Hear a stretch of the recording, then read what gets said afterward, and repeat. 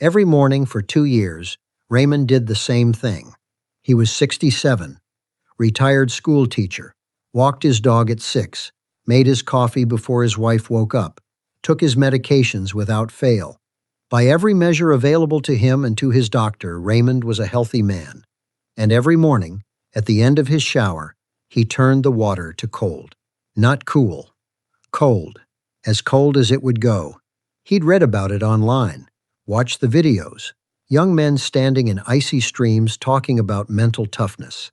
Wellness coaches swearing it was the secret to energy, to longevity, to feeling 30 again.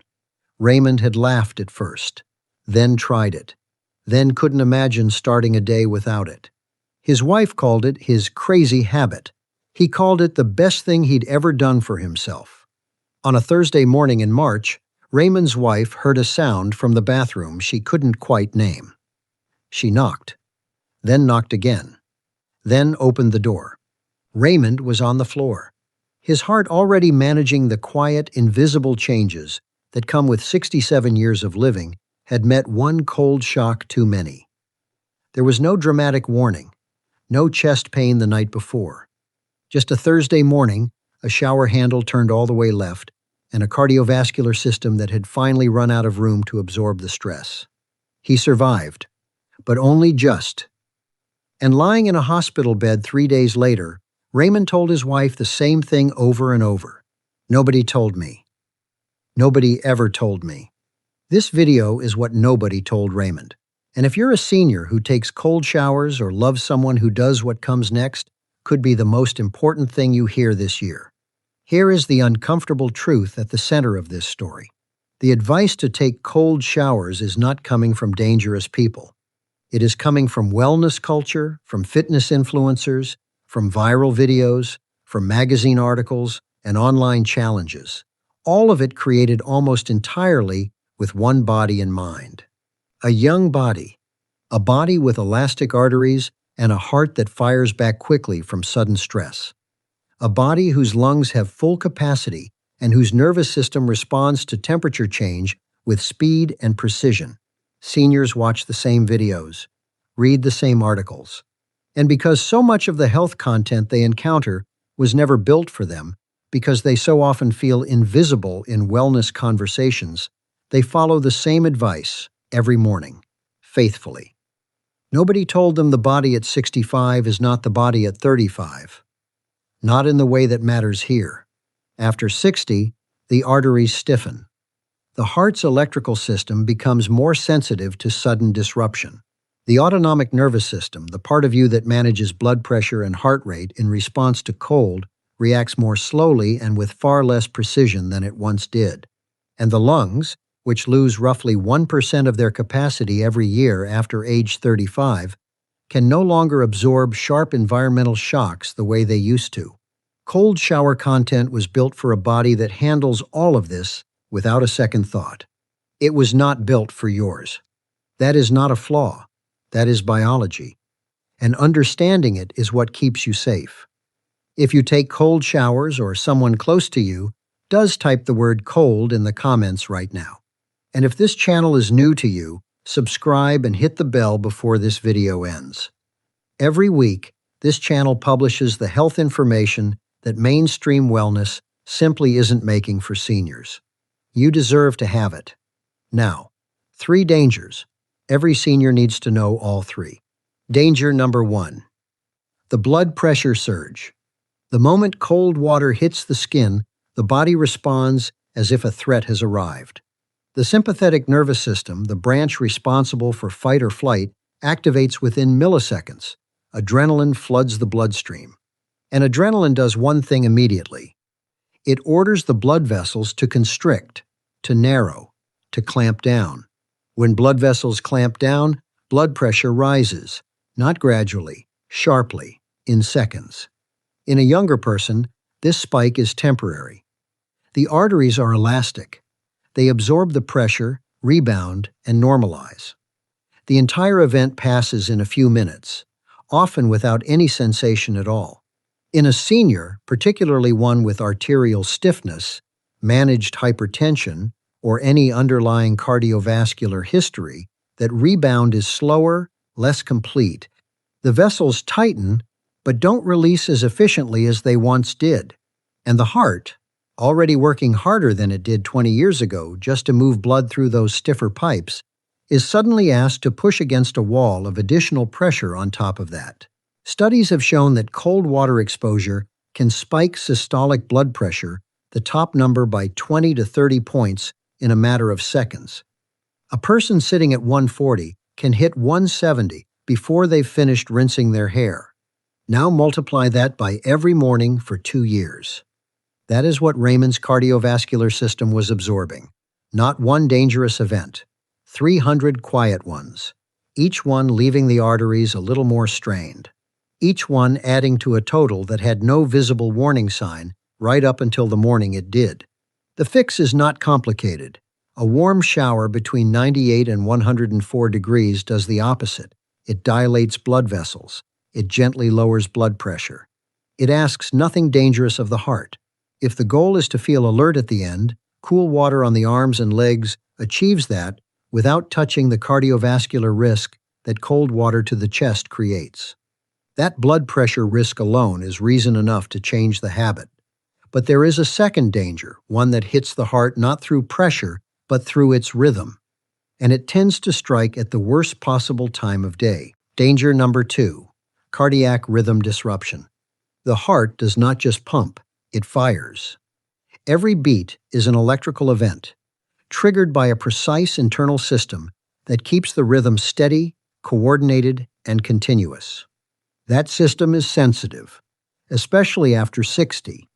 When cold water contacts the chest, the upper back, the sternum, it activates the vagus nerve.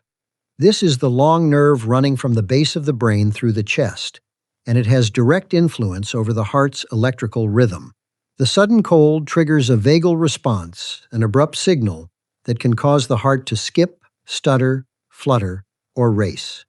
In a young, healthy heart, this response is brief and manageable.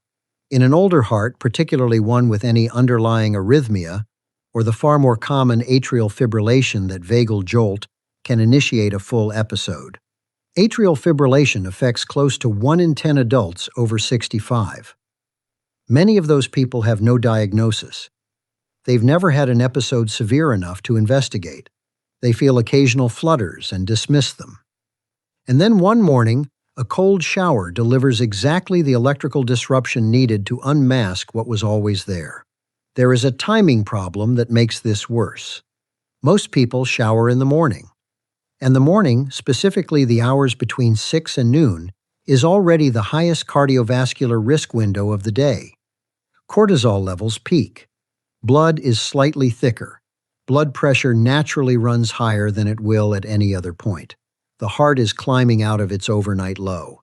A cold shower taken in that window is cold shock stress landing on a cardiovascular system already under its daily natural strain. Raymond showered every morning at 7:15. The solution here is straightforward. Never direct cold water at the chest or upper back. If there is any history of palpitations, rhythm irregularities, or unexplained heart flutters, cold shower exposure needs to stop entirely. A warm shower places no unexpected demand on the heart's electrical system. It is safe, effective, and complete. 2 dangers down. The third one is the one that surprises people most, including many in medicine. It doesn't involve the heart at all. It involves the lungs. And it often happens without any sensation the person recognizes as dangerous. Danger number 3, respiratory shock. When cold water contacts the chest and upper body, an involuntary reflex fires. It is called the inspiratory gasp, a sudden, sharp, uncontrollable inhale, the kind anyone who has ever stepped into a cold pool will recognize immediately. The breath yanked inward before the mind can stop it. In a younger person with full lung capacity, this passes within seconds. Breathing normalizes, no lasting effect. In a senior, especially one with COPD, asthma, or even the natural lung capacity reduction that comes with aging, that involuntary gasp can trigger bronchospasm. The small airways contract suddenly. Breathing becomes difficult, labored. In some cases, frightening. More than 16 million Americans have diagnosed COPD, and the majority are over 60. But tens of millions more carry reduced lung function they've never been tested for because it arrived slowly, quietly, year by year, without a moment dramatic enough to prompt investigation. Lung capacity declines by approximately 1% per year from the mid-30s onward. By 65, a person can have 30% less functional capacity than they had at their peak and have no idea because the decline was gradual enough to adapt to. That adaptation is exactly what makes this danger so hard to catch. The morning breathlessness after a cold shower gets filed under getting older. It becomes background, unremarkable. Nobody connects it to the shower handle that was turned all the way left. And so, it continues every morning, the lungs absorbing a shock they no longer have the reserves to handle without consequence. The fix: never direct cold water at the chest. For anyone with a known or suspected lung condition, cold shower exposure should end completely. A warm shower warms the airways from the outside in. It supports respiratory function rather than ambushing it. It costs nothing and changes everything. 3 objections come up every time this information is shared. They deserve direct answers. I've been taking cold showers for years, and I feel perfectly fine. Raymond felt perfectly fine for 2 years. The stress being placed on the cardiovascular and respiratory systems by cold water does not announce itself. Blood pressure spikes that resolve in minutes leave no sensation. Cardiac microevents below the threshold of arrhythmia are invisible. Mild bronchospasm can be so brief it registers only as a slightly short breath on the way to the towel rack. The body adapts, it compensates, it absorbs, until the morning it can't. Feeling fine is not the same as being fine. Cold water improves circulation. That's the whole point. This is the most persistent myth in the cold shower conversation, and it needs to be set straight. Cold water causes vasoconstriction. It narrows the blood vessels and restricts blood flow. Some research in younger adults suggests that the rebound after cold exposure can create a temporary circulation boost. But in older adults, that rebound is slower, weaker, and less complete. What remains is the constriction without the efficient recovery. That is not improved circulation. That is a cardiovascular system under unnecessary strain. Warm showers don't wake me up. I need the cold. The alertness from a cold shower comes from adrenaline. That same adrenaline is also spiking blood pressure and stressing the heart's rhythm. Brisk towel drying after a warm shower activates the nervous system in a similar way. Deep, sharp breathing during the shower has comparable alerting effects. Neither creates cardiovascular risk. The trade marginally sharper wakefulness in exchange for daily stress on the heart, arteries, and lungs is not a fair one, and it is not one anyone needs to keep making. This is not a video about fear. It is not a video about fragility. It is about knowing the body that exists, not the one from 30 years ago, and not the one in the wellness videos made by 28-year-olds with plunge pools in their backyards. The body that wakes up every morning at 65, or 70, or 75, has decades of work behind it. Decades of reliable function. It is not less. It is different. And different deserves different care. The seniors who stay genuinely well into their 80s are not the ones chasing habits designed for half their age. They are the ones paying attention to what their body actually needs now and giving it that. Here is the protocol. 4 steps, no cost, starts tomorrow morning.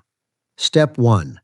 Shower in warm water, 98 to 104 degrees, comfortably warm. Step 2. If alertness is the goal, finish with cool, not cold water on the arms and legs only. Never cold water to the chest or upper back. Step 3. Dry briskly. Dress promptly. Keep core temperature stable after stepping out. Step 4. If morning blood pressure runs high, drink a glass of room temperature water before getting in. It reduces blood thickness before the cardiovascular system starts its day. 4 steps. That is all. Raymond spent 3 days in a hospital bed before he came home. He spends his mornings differently now. Warm shower, slow coffee, dog walk, and he tells anyone who will listen, anyone who mentions cold showers, anyone who talks about wellness trends, the same thing. The best thing you can do for your body is understand it. Not the body you used to have, the one you have right now. If this video reached you before something like Raymond's morning reached you, type "protected" in the comments. And if someone you care about starts every day the same way he used to, share this with them today. Subscribe and hit the bell.